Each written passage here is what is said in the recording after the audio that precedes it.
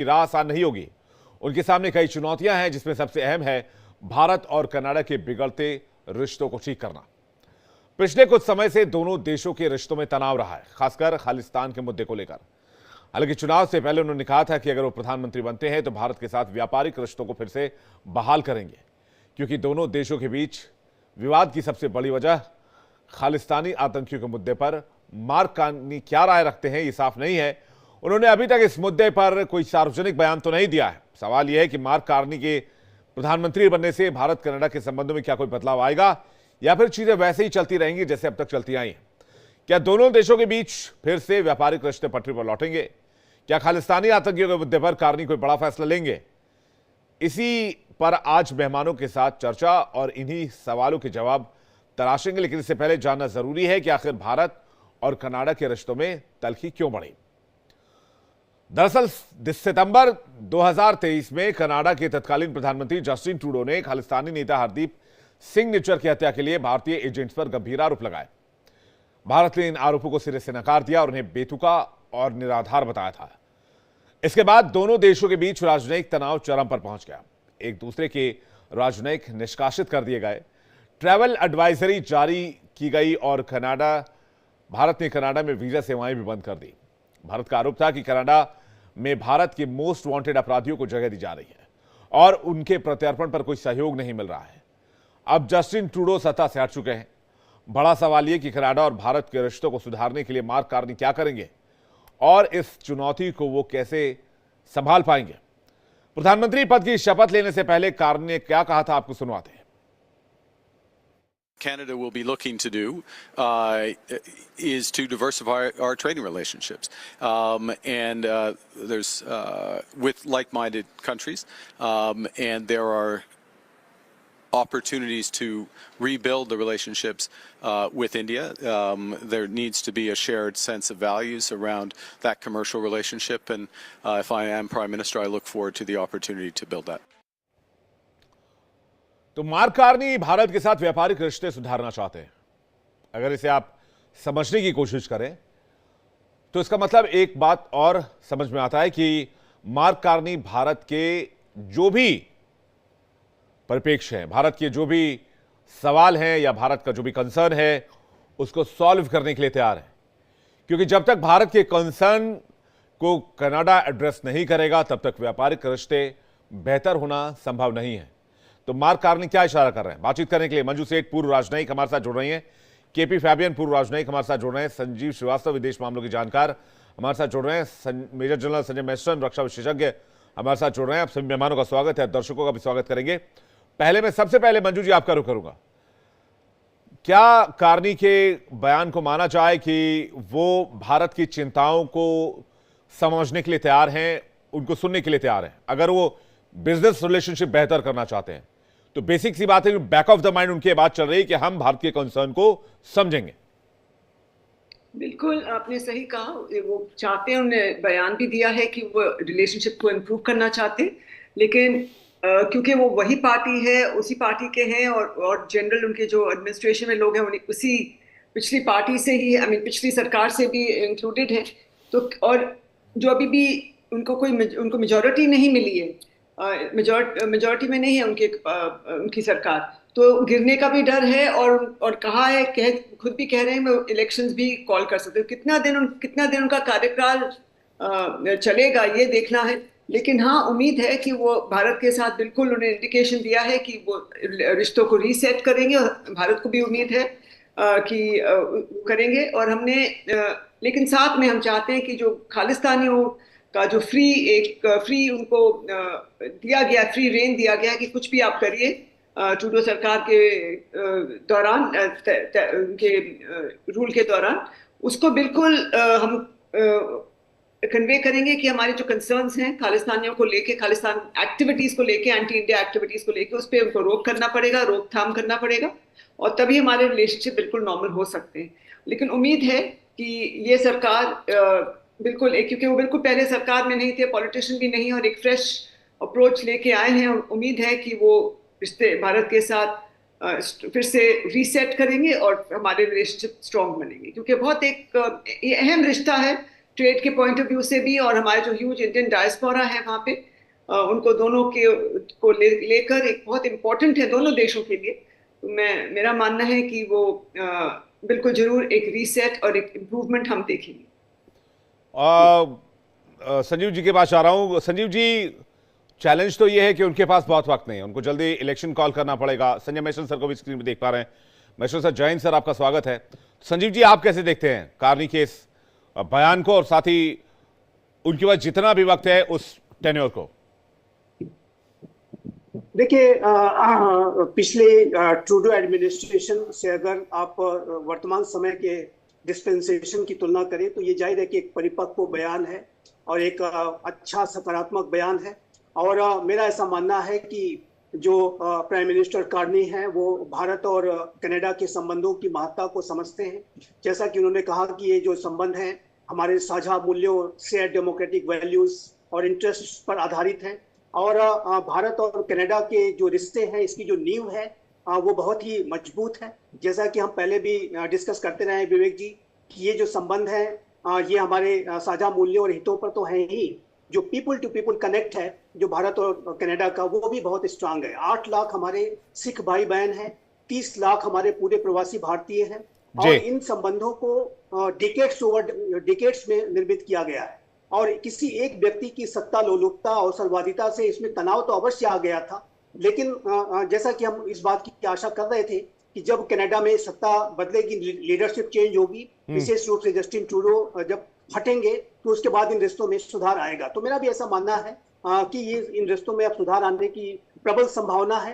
हालांकि prime minister Carney के पास समय बहुत कम है, लेकिन यहाँ से जो भी अन्य जो लीडरशिप होगी, चाहे वो कार्नी की लीडरशिप हो या भविष्य में यदि पोलिवेयर कंजर्वेटिव पार्टी के जो नेता हैं, यदि वो भी प्रधानमंत्री बनते हैं, तो मेरा मानना है कि भारत और कनाडा के संबंधों में सुधार आएगा और ये संबंध बैक ऑन ट्रैक होंगे। लेकिन एक बात अब मैं अवश्य इसमें ऐड करना चाहूंगा कि यदि कनाडा के जो वर्तमान एडमिनिस्ट्रेशन को या आने वाले भविष्य के एडमिनिस्ट्रेशंस को यदि भारत और कनाडा के संबंधों को बैक ऑन ट्रैक लाना है, तो भारत के जो सिक्योरिटी कंसर्न्स हैं उसको उन्हें एड्रेस करना होगा।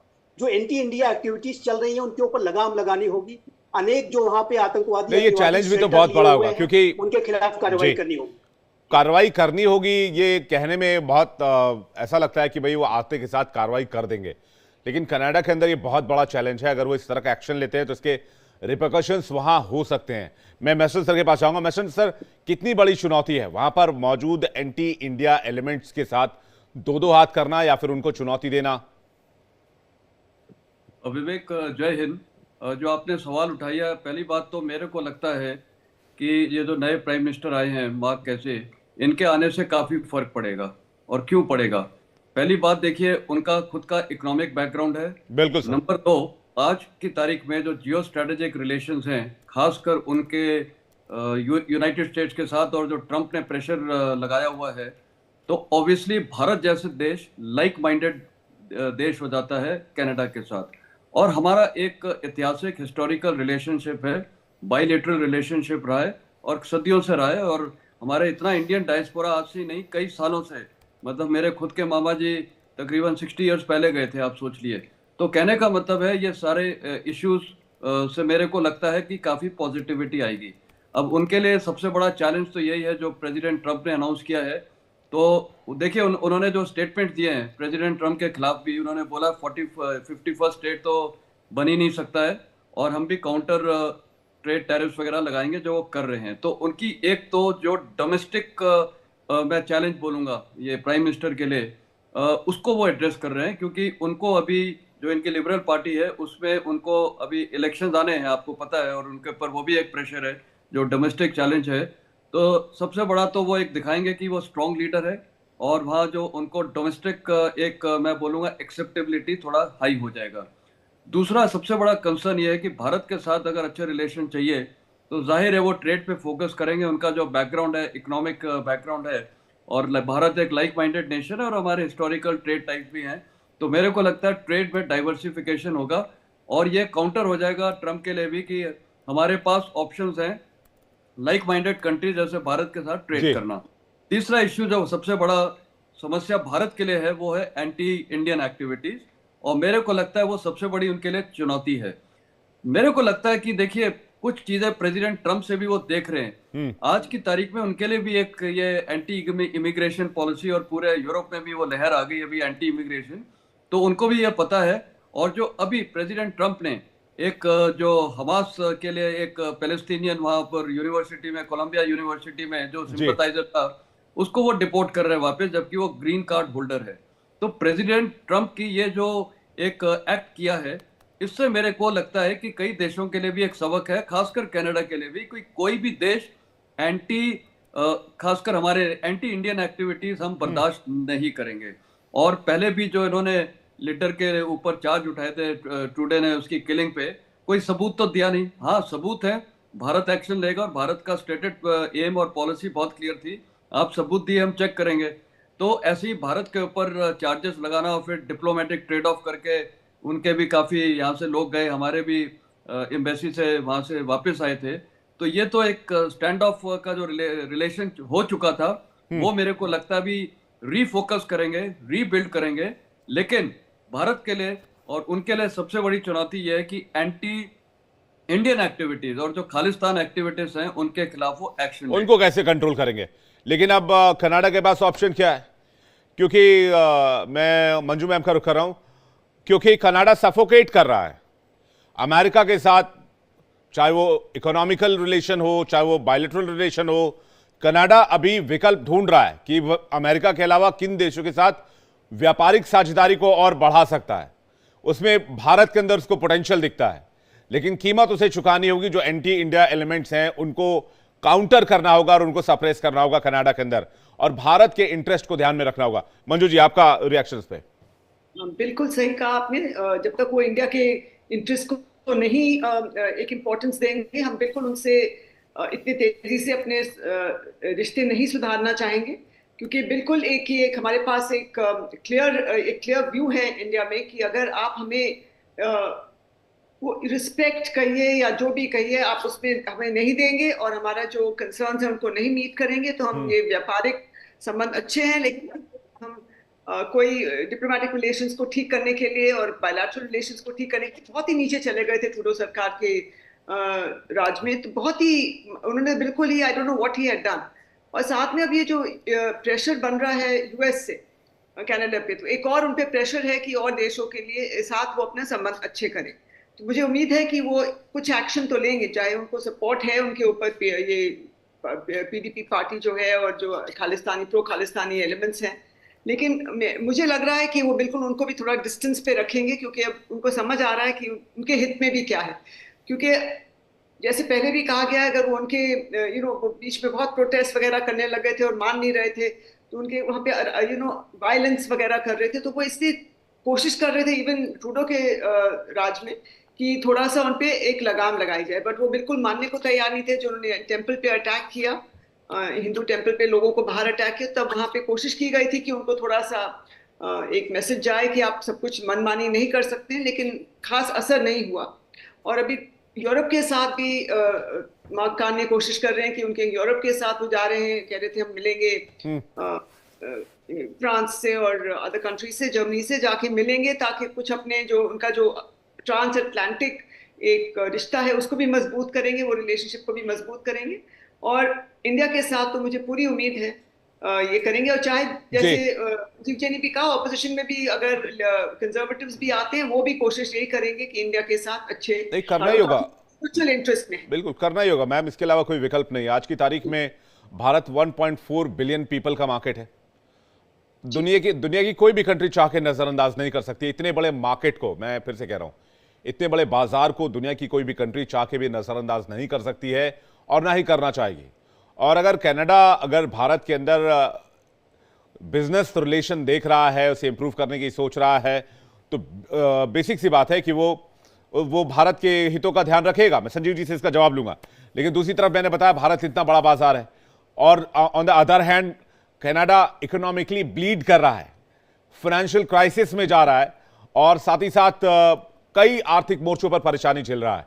तो भारत उसे एक अच्छा अपॉर्चुनिटी दिख रहा है फिलहाल। संजीव जी। जी निसंदेह विवेक जी, और जैसा कि एम्बेसडर मंजू मैम ने कहा कि कनाडा को इसको भारत के साथ संबंधों को बेहतर करना ही होगा। और भारत जाहिर है कि वर्तमान समय में विश्व की सबसे तेज गति से बढ़ती हुई मेजर इकोनॉमी है। भारत विश्व का सबसे बड़ा लोकतांत्रिक राष्ट्र है। और एक विशेष बात मैं भारत के संदर्भ में कहना चाहता हूं कि भारत इंडो पैसिफिक रीजन में सबसे महत्वपूर्ण लोकतांत्रिक राष्ट्र है। और कनाडा की अपनी इंडो पैसिफिक को लेकर के रणनीति है। कनाडा इंडो पैसिफिक रीजन की अपार संभावनाओं को वो अपने हितों के लिए एक्सप्लॉइट करना चाहता है। और यदि कनाडा को इंडो पैसिफिक अपनी जो उसकी रणनीति है उसको सफल बनाना है तो भारत के साथ उसका जो संबंध है अच्छा होना ही चाहिए। उसकी एक अनिवार्य रणनीतिक आवश्यकता है। और वर्तमान समय में कनाडा के अस्तित्व पे ही जब प्रश्न उठाए जा रहे हैं, डोनाल्ड ट्रंप ने कनाडा को एक बहुत बड़ा जॉल्ट दिया है। और आपने देखा होगा कि प्राइम मिनिस्टर कार्नी जब अपने आजकल एड्रेस को कर रहे हैं तो उस पे वो फ्रंट पे लिखते हैं कि Canada is not for sale. तो इस तरीके की अगर विचारों से कनाडा आज जूझ रहा है तो ऐसे में एक ऐसे राष्ट्र के साथ जो कि लोकतांत्रिक मूल्यों को, जो कि नियम आधारित व्यवस्था को बनाए रखने में सबसे बड़ा योगदान करने वाले राष्ट्रों में अगर है भारत जैसा राष्ट्र, तो उसके साथ यदि अपने सहयोग को बढ़ाएंगे तो वो अपने अस्तित्व को भी जो है सुरक्षित और संरक्षित रख पाएंगे। और जाहिर है कि भारत, अगर मैं विवेक जी स्पष्ट रूप से कहना चाहता हूं कि ऐसी किसी भी जो विस्तारवादी और इस तरीके के परिवर्तन को कि जिसमें कि कोई राष्ट्र पड़ोसी राष्ट्र को अपने प्रोविंस को बनाने की बात करे, ये इस तरीके की जो इंटरवेंशंस को भारत जैसा राष्ट्र अपना समर्थन नहीं देगा, ऐसा मेरा स्पष्ट रूप से मानना है, ऐसा विश्वास है। और जाहिर है कि इस तरीके के जो अगर विचार प्रतिपादित किए जाएंगे तो ये विश्व की जो एक डेमोक्रेटिक रूल्स बेस्ड ऑर्डर को जो है बिगाड़ने का ही कार्य करेंगे। राष्ट्रपति डोनाल्ड ट्रंप में और सी जिनपिंग में क्या अंतर रह जाएगा? ठीक है, मैं जल्दी से, बिल्कुल भारत ऐसी नीति का समर्थन नहीं करता है, करने की बात, बिल्कुल सही बात है। मैं जल्दी से मैशल सर से एक जवाब ले लूं। मैशल सर, क्या एंटी इंडिया एलिमेंट्स से कनाडा के अंदर कार्नी टकराने की काबिलियत दिखाएंगे? अब देखिए, कार्नी की काबिलियत तो हो सकती है, लेकिन मेरे को लगता है उसमें भारत का बहुत बड़ा रोल है। भारत को अभी डिप्लोमेटिक लेवल में और मैं बोलूँगा सारी intelligence level, national security adviser level, सब लेवल पे कांटेक्ट करके और हमें ठोस प्रमाण देना पड़ेगा कि भारत के खिलाफ एंटी इंडियन एक्टिविटीज क्या हो रही हैं। देखिए, इमोशन से ज्यादा फैक्चुअल डाटा जब दिया जाता है वो प्रभाव करता है। नंबर 2, हमको कनाडा को ये भी बताना है कि अगर आप ये एंटी इंडियन एक्टिविटीज सपोर्ट करेंगे, टेररिस्ट को सपोर्ट करेंगे, वो आपके खिलाफ भी जाएगा। पाकिस्तान लाइव एग्जांपल है, जो भी देश टेररिज्म को प्रमोट करता है किसी भी तरह से, वो बाद में उसको हिट करता है। और एयर इंडिया बॉम्बिंग जो है वो सबसे बड़ा एग्जांपल है, उसमें कितने कैनेडियन सिटीजन भी मरे थे। तो कहने का मतलब है ये सारा ठोस प्रमाण सब कुछ बहुत हमारे को डायलॉग और डिप्लोमेसी के साथ सब कुछ बार बार उनको बताना चाहिए कि ये आपके हित में नहीं है और ना इंडिया के हित में है। तो जितने भी ये सो कॉल्ड एलिमेंट्स है, जो एंटी नेशनल एलिमेंट्स है, उनको डिपोर्ट करना उनके हित में है। और मेरे ख्याल वहाँ जो ये थोड़े सी बहुत फ्यू रेडिकलाइज्ड एलिमेंट्स हैं, अगर उनको डिपोर्ट किया जाता है उनके हित में भी है। और जो इंडियन वहाँ जनता है, चाहे वो सिख कम्युनिटी हो या अपनी बाकी कम्युनिटी हो, वो भी खुश होंगे। क्योंकि देखिए, वो वहाँ गए हैं अपनी एक अच्छी लिविंग के लिए, एक अपने अच्छे वहाँ पर प्रॉस्पेरिटी के लिए। वो यहाँ थोड़ी देखना चाहते हैं कि हिंदुस्तान और कनाडा के साथ रिलेशंस खराब हो रहे हैं, और किस मुद्दे पे कि वो एंटी इंडियन टेररिस्ट को वहाँ सपोर्ट कर रहे हैं। तो मेरे ख्याल ये सारा जब डायलॉग और डिप्लोमेसी से सब कॉन्टैक्ट हम करेंगे और बताएंगे, मेरे को लगता है देखिए ये बड़ी अच्छी बात कही आपने कि अभी से अप्रोच शुरू कर देना चाहिए, जिससे कि आने वाले समय में हम बेहतर पोजीशन में हो और बेहतर जगह पर हो इस चीज़ को डील करने के लिए कनाडा के साथ। अब मेहमानों का बहुत बहुत शुक्रिया हमारे साथ जुड़ने के लिए, मैशल सर, मंजू मैम और साथ ही साथ संजीव जी जो हमारे साथ जुड़े और अपने कीमती खामे दिया। कनाडा के साथ रिलेशन बेहतर